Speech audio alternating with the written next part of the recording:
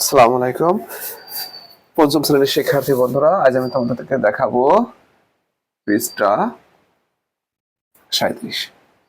দেখো, লসাগু গসাগুর বর্ণনামূলক অঙ্ক। এখন আমরা নিশ্চয় জানি কখন লসাগু করতে হয়। লসাগু বর্ণনামূলক অঙ্ক থেকে আমরা কিভাবে বুঝবো যে এই অঙ্কটা লসাগু করতে হবে? যদি এরকম লেখা থাকে, দেখো, ক্ষুদ্রতম ক্ষুদ্রতম সবচেয়ে ছোট, তারপরে এক সাথে হবে, তারপরে এক সাথে বাজবে, অথবা একসাথে ছাড়বে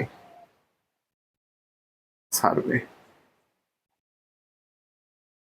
এরকম যদি কোনো একটা উল্লেখ থাকে প্রশ্নে, তাহলে আমরা নিঃসন্দেহে বুঝতে পারবো সেটা লসাগু করতে হবে। তাহলে গসাগু করতে হবে কখন? দেখো, আমি লিখে দিচ্ছি গসাগু। যদি উল্লেখ থাকে সবচেয়ে বড়, সবচেয়ে বড়, বৃহত্তম, বৃহত্তম, আর হলো কি সমানভাবে ভাগ করে দেওয়া যাবে, ভাগ করে দেওয়া যাবে, সেক্ষেত্রে আমাদের কি করতে হবে? গসাগু করতে হবে। ঠিক আছে, দেখো লসাগু এবং গসাগু এটা নিয়ম। এখন আমরা 37 পৃষ্ঠার 3 নম্বর অঙ্কটা করব। দেখো 3 নম্বর অঙ্কে কি বলছে যে একটি রাস্তায় কিছু গাছ ও ল্যাম্পপোস্ট আছে। 25 মিটার পর পর গাছ, 20 মিটার পর পর ল্যাম্পপোস্ট আছে। রাস্তার শুরুতে গাছ ও ল্যাম্পপোস্ট একত্রে থাকলে কত মিটার পর পর গাছ এবং ল্যাম্পপোস্ট একসাথে থাকবে? এই দেখো, এই যে একসাথে থাকবে, একসাথে হবে, হবে আর থাকবে একই, কিন্তু একসাথে হবে বা থাকবে। তাহলে আমাদের কি করতে হবে? লসাগু করতে হবে, তাই না? কাকে? আমরা এখানে লিখে নেব কি, যে 25 ও 20 এর লসাগুই হবে, লসাগুই হবে গাছ ও ল্যাম্প পোস্ট, ল্যাম্প পোস্ট একসাথে হবার দূরত্ব, একসাথে হবার দূরত্ব। ওকে, এটা কিন্তু অবশ্যই লিখতে হবে, অবশ্য না লিখলেও হয়। তাহলে আমরা কি করব? 25, 20 এর লসাগু বের করবো। কে যাচ্ছে? দেখো 5 যাচ্ছে, 5 5 25, 4 5 20, অতএব লসাগু, লসাগু সমান 5 গুণ 5 গুণ 4 সমান কত হয়? 100। অতএব লিখতে পারি আমরা, অতএব 100 মিটার, মিটার পর পর গাছ ও ল্যাম্প পোস্ট, ল্যাম্প পোস্ট একসাথে হবে বা থাকবে। ঠিক আছে, লিখলেই হবে, হবে। ওকে ফ্রেন্ডস, দেখো যদি একসাথে হওয়ার কথা বলে বা একসাথে থাকার কথা বলে, তাহলে অবশ্যই লসাগু করতে হবে। ঠিক আছে, এবার আমি তোমাদেরকে 4 নম্বর অঙ্ক দেখাবো। বলছে 3টি ভিন্ন রঙের ঘন্টা আছে। লাল রঙের ঘন্টা 18 মিনিট পর পর, হলুদ রঙের ঘন্টা 15 মিনিট পর পর এবং সবুজ রঙের ঘন্টা 12 মিনিট পর পর বাজে। ঘন্টাগুলো সন্ধ্যা 6টায় একসাথে বাজলে পুনরায় কখন একসাথে বাজবে? দেখো, একসাথে বাজার কথা বলছে, একসাথে হবে বা একসাথে বাজবে, সেক্ষেত্রে আমাদের কি করতে হয়? লসাগু করতে হয়। দেখো 4 নম্বর অঙ্কটা, তাহলে কে কে আছে? 18, 15, 12। লসাগু করে দেখি। 3 গেলে কত হবে? 3 6 18, 3 5 15, 3 4 12। এখন দেখো 2 যায় 3 5 2, অতএব লসাগু, লসাগু সমান কত হবে? 3 গুণ 2 গুণ 3 গুণ 5 গুণ 2, তাই না? তাহলে কত হবে? 3 2 6, 3 6 18, 18 10 180, 180 আমরা লিখতে পারি। অতএব ঘন্টা 3টি 180 মিনিট বা 180 ভাগ 60, তাই না? বা 3 ঘন্টা পর পর, 3 ঘন্টা পর পর একসাথে বাজবে। ঠিক আছে, কারণ কি 180 মিনিট বা বা কত 3 ঘন্টা, 180 মিনিট মানে কি 180 কে 60 দিয়ে ভাগ দাও, তোমার ঘন্টা চলে আসবে। তাহলে বলছে এই সন্ধ্যা 6টায় পুনরায় একসাথে বাজবে, তাহলে কখন একসাথে বাজবে? অতএব পুনরায় পুনরায়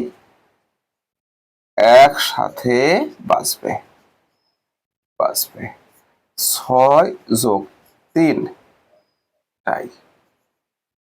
তাহলে দেখো 6টার পরে 3টা, তাহলে তখন কি সন্ধ্যা থাকে না রাত 9টা হয়, বা রাত 9টায়। ওকে, তাহলে রাত 9টায় ঘন্টা 3টি পুনরায় একসাথে বাজবে। দেখো আমরা এবার 5 নম্বর অঙ্কটা দেখাবো। এখানে একটা ছবি দেখো, বলছে দেখো দৈর্ঘ্য কত 42 মিটার, প্রস্থ কত 36 মিটার। বলছে মেঝেতে বিছানো যাবে বর্গাকার টাইলস এটির বৃহত্তমটির এক বাহুর দৈর্ঘ্য কত। তাই না, বৃহত্তম বলে কি করতে হয়, এই যে সবচেয়ে বড় অথবা বৃহত্তম, তাহলে অবশ্যই গসাগু করতে হবে, তাই না। আমরা গসাগু করবো, এটা আমি লিখবো, লিখে নিতে পারো তুমি। বৃহত্তমটি বললে অবশ্যই গসাগু করতে হয়, 5-এর 1, তাই না, কত 42,36। কে যায় দেখো 6 যায়, 6 7 42, 6 6 36, অতএব গসাগু গসাগু কত হবে 6। অতএব কি লিখতে পারি আমরা, বৃহত্তম বর্গের এক বাহুর দৈর্ঘ্য 6 সেমি। ওকে ফ্রেন্ডস, বৃহত্তম বর্গ। আসলে একটা ছবিটা এঁকে দেখে তোমাকে কি বলছে, এরকম বলছে, এরকম ধরো দৈর্ঘ্য পাশ হলো 42, সরি সেমি না মি হবে, 42 মিটার, তাই না। আর আমরা একটা কাল্পনিক ভাবে এঁকে নিয়েছি আর কি। প্রস্থ পাশ হচ্ছে 36 মিটার, 36 মি। এরকম একটা আয়তকার ঘরের মেঝে কোনো জায়গা অবশিষ্ট না রেখে মেঝেটি আমরা কার্পেট মোড়াতে চাই। কার্পেট তো বোঝোই, ধরো এটা একটা কার্পেট, এটা একটা কার্পেট, এটা একটা কার্পেট, এটা একটা কার্পেট। তো এখন আমাদের একে বলছে মেঝেতে বেছানো যাবে এমন কার্পেটের বর্গাকার কার্পেটের বর্গাকার, আসলে একটু এখানে একটু কারেকশন করে দেই, হবে হলো বৃহত্তম বর্গাকার কার্পেটের, সরি বৃহত্তম বর্গাকার বর্গাকার কার্পেটের, এখানে হলো কার্পেটের কার্পেটের এক বাহুর দৈর্ঘ্য কত। তার মানে এখানে যে বৃহত্তম বর্গাকার কার্পেট বানাবো, তাই না, কার্পেটটা কিন্তু বর্গাকার হবে, তার বর্গ মানে কি, যার দৈর্ঘ্য প্রস্থ সমান হবে, এই পাশে এই পাশ কিন্তু সমান হয়ে যাবে, ঠিক আছে, চারপাশে সমান হবে, এরকম কার্পেট বানাবো। এরকম কার্পেটের এক বাহুর দৈর্ঘ্য কত হবে, 6 সেমি। এখন তোমাকে বলছে দেখো 5-এর 2-এ কি বলেছে, যে এই মেঝেটা, ঠিক আছে, সম্পূর্ণ মেঝে কার্পেট বিছানোর জন্য এরকম কতটি কার্পেট লাগবে। তার মানে এই মেঝেটা কিন্তু আমি কার্পেট দিয়ে এখন ঢাকবো, কতগুলো কার্পেট লাগবে, তাই না। তাহলে কার্পেটের এক বাহু হলো 6 সেমি, এটা আমরা পেয়েছি। এখন দেখো এইখানে এর দৈর্ঘ্য তো 42 মিটার, প্রস্থ হচ্ছে 36 মিটার, দেখো 42 36। তাহলে আমরা এই প্রথমের কাজ কি, যে এই মেঝের ভিতরে কত জায়গা আছে, কত বর্গমিটার জায়গা আছে এটা বের করতে হবে। হ্যাঁ, এরকম কত জায়গা আছে, কত বর্গমিটার জায়গা আছে, এটা কিভাবে বের করবো আমরা, অবশ্যই দৈর্ঘ্য আর প্রস্থ গুণ করলেই এই টোটাল ক্ষেত্রফলটা আমাদের হাতে এসে পৌঁছাবে, তাই না। কি গুণ করতে হবে, এই দৈর্ঘ্যটা আর এই প্রস্থটা গুণ করলে টোটাল ক্ষেত্রফল আমাদের হাতে এসে পৌঁছাবে। সেটা কিভাবে করবো, তাহলে আমরা লিখবো মেঝের ক্ষেত্রফল, মেঝের ক্ষেত্রফল ক্ষেত্রফল কত হবে, মেঝের দৈর্ঘ্য আর আয়তকার ক্ষেত্রফল কত, দৈর্ঘ্য আর প্রস্থ গুণ করতে হয়, তাহলে 42 গুণ 36 বর্গমি বর্গমি।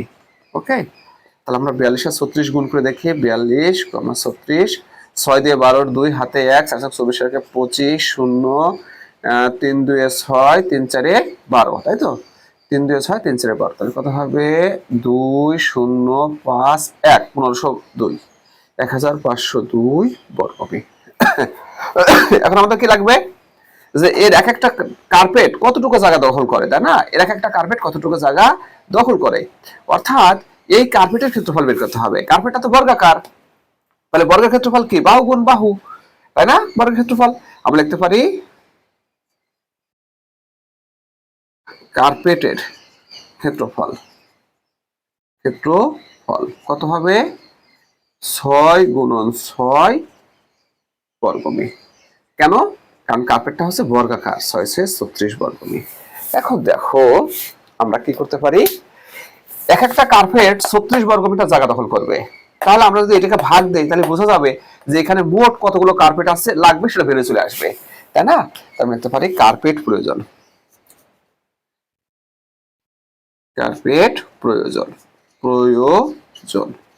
কত? 1502 ভাগ 36টি, ঠিক আছে?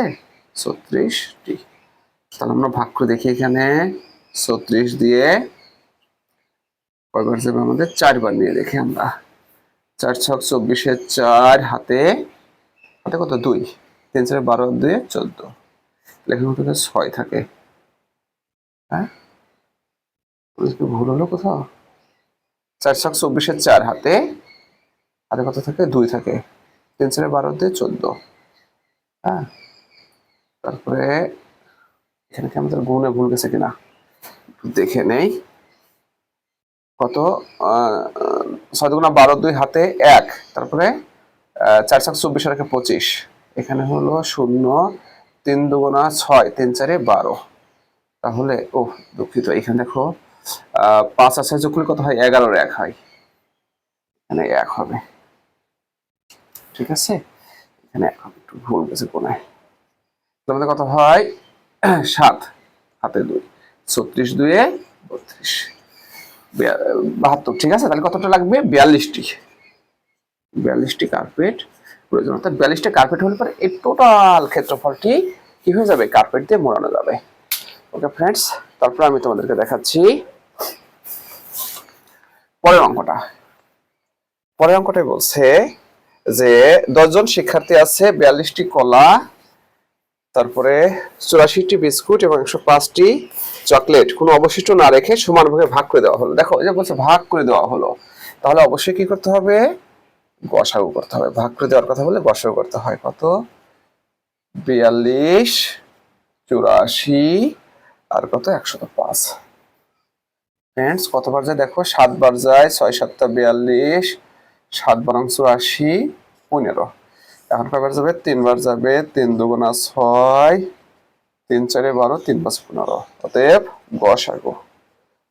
গসাগু সমান 7 গুণ 3 অর্থাৎ 21। অতএব আমরা লিখতে পারি 21 জন, তাই না? 21 জন শিক্ষার্থীর মধ্যে ভাগ করে দেওয়া যাবে, ভাগ করে দেওয়া যাবে। তো ফ্রেন্ডস, এখানে আমি একটু সংযোগ করে দেই। প্রশ্ন এরকম আসতে পারে, প্রত্যেক শিক্ষার্থী কতটি করে কলা, বিস্কুট ও চকলেট পেল? এটা কিন্তু আসে সাধারণত সৃজনশীল যদি দেয়, একটু যোগ করে দিল এর সাথে। তাহলে আমরা তো জানি 21 জনকে আমরা এটা ভাগ করে দিতে পারবো। তাহলে আমরা দেখি 21 জনে যা পাবে, একজন অবশ্যই 21 ভাগের 1 ভাগ পাবে। আমরা লিখতে পারি প্রত্যেকে কলা পাবে, প্রত্যেকে কলা পাবে। কত? 42 ভাগ 21টি সমান 2টি। প্রত্যেকে কলার পরে কি আছে? তোমার বিস্কুট পাবে। কত? 84 ভাগ 21টি সমান 4টি। আর প্রত্যেকে কি পাবে? বিস্কুট আর হলো চকলেট পাবে, চকলেট পাবে। কত? 105, তাই তো? ভাগ 21টি সমান কত হয়? 5টি।